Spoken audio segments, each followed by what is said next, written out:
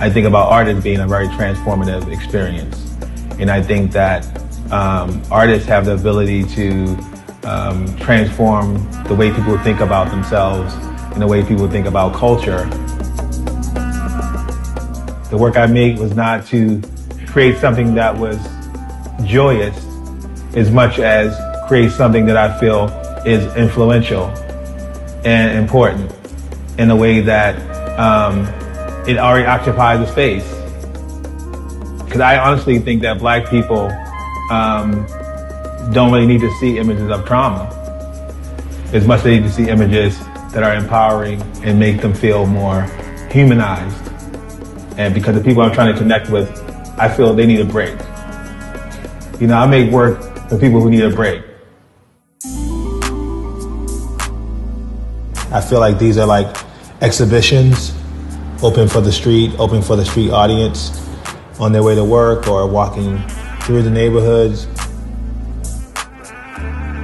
And I'm interested in the idea of products and costuming and things that deal with commercial consumption and thinking about the critical component of how consumerism shapes the way that people see themselves and the way people engage with each other and the way people are looked at.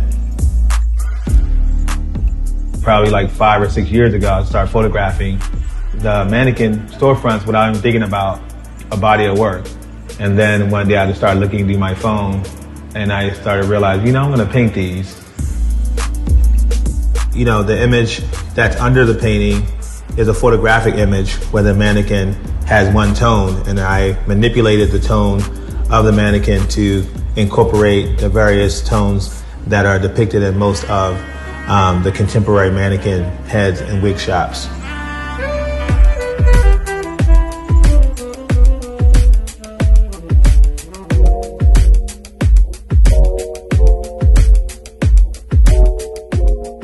And so I was really attracted to the root of the wig.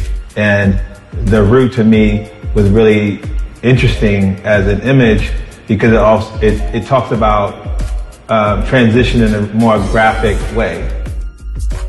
Well, my interest in geometric composition kind of started first with looking at a lot of West African sculpture and looking at the exaggerated form and the liberties that the creators took on, I guess, capturing certain important elements they felt were essential for the viewer to understand the importance of this figure and what this figure represents.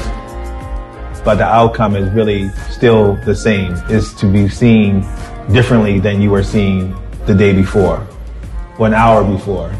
But I think that's something that is more of a desire for people who can only control what they physically possess, which is their body. And I think that to me is a driving force for my creative practice.